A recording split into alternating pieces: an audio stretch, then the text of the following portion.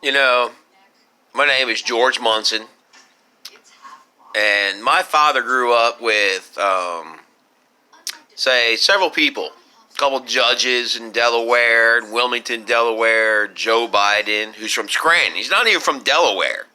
Like, he didn't make a name for himself in Pennsylvania. He had to relocate to Delaware and change Delaware's constitutional amendments to make communism way better.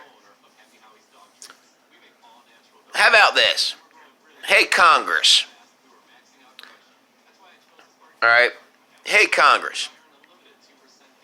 There are 300 plus million people in America. It's like this close to 400 million people in America. But yet you want to give $30 million to Venezuela. You want to give $300 million to this country. You want to give several million dollars to another country. All right? Of our taxpayer money. How about this? Why don't you just give every citizen in the United States of America $1 million of their money, their taxpayer money, so that we don't have to rely on you anymore. You communists, you're a bunch of communists. You take our money and then you give it to a third world country like Venezuela. I mean, I remember when Venezuela was doing really good in oil. 20 years ago, 18 cents a gallon. 18 cents a gallon in Venezuela. They got a lot of oil down there. They got oil everywhere. Everybody's got a lot of stuff. Every nation has a lot of stuff. But why, you could give every citizen in the United States of America $1 million, and you would still have some chump change left over to give everybody else in the world. Here's a question. Does the country of Germany give Venezuela $30 million? Does the country of Russia? Does the country of China? Does the country of Saudi Arabia give millions of dollars to the Pakistani government to study transgenderism in the Muslim world?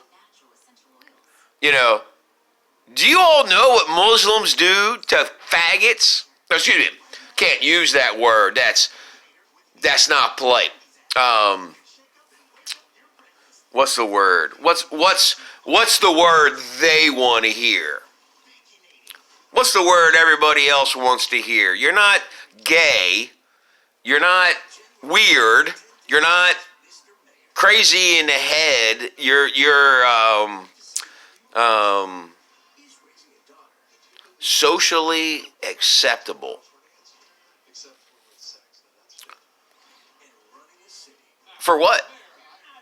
I mean, do you have any idea what Lenin did when he took over Russia between World War I and World War II?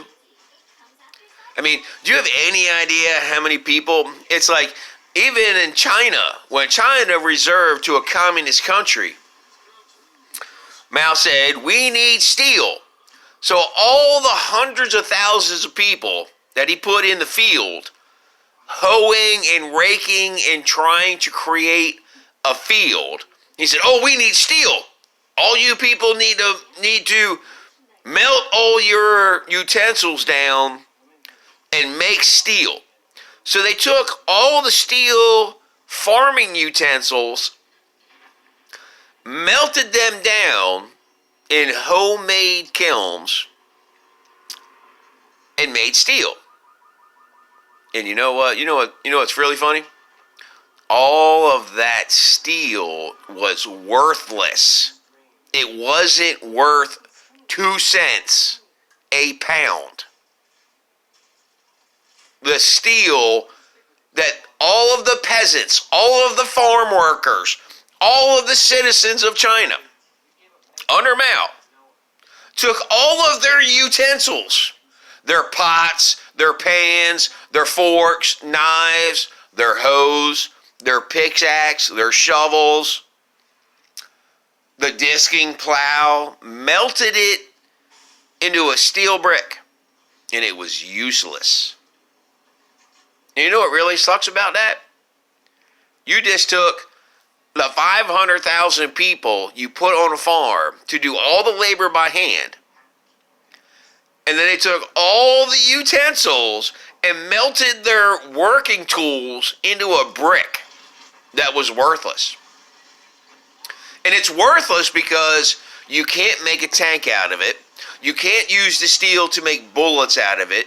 You can't use the steel to make I-beams for a building. I mean, you gotta remember, like, there was the Industrial Revolution that happened back in, like, what, 1790, 1820, like, you know, propeller shafts, I mean, like, industrial railroads, and, like, do you all not know your history? Do you not know the history of the world? Not the history of America. I mean, do you not know the history of St. Petersburg in upstate Russia when it was a marshland? And when you turned 14 years old in Russia, you were automatically an employee of the government, and you were sent there with your father to be a bricklayer, steel worker, carpenter, painter, somebody that had to go out in the swamp of St. Petersburg River in upstate Russia, where they actually drained the swamp on this river to create a city of military and banking and all that. I mean, do you not know, like you guys, like all you Democrats and all you woke motherfuckers, you talk about the history and like this, that, and the other. I mean, do you not know that it was like the East Coast of America, 13 colonies, fought off an entire nation and won, let alone France. I mean, because Bonaparte owned Florida. I mean, like, everything south of, like, say, I'm not really sure where the parallel was, but it was, like, anything below Georgia, or, like say, the middle of South Carolina, the Panhandle, so forth and so on. I mean, like, Napoleon owned Florida. Georgia, Atlanta, maybe a little bit further north into, like, maybe South Carolina. You know? I mean, who owned California? I mean, like, we're talking, like, 1720. You know, the year 1719. How about 1650? Who owned California? You know what I mean? Because apparently Columbus landed here way before that. You know? So, I mean, like, who owned all this land before it became the United States of America? I mean, do any of you all know? I mean, I've got a 17-year-old and a 15-year-old in high school that know more about, because they go to the library. I've got history books. I mean, like, books that are like 100 years old. I mean, I got history books. I got a book. It's called The Literal Translation of the Legacy of the United States of America.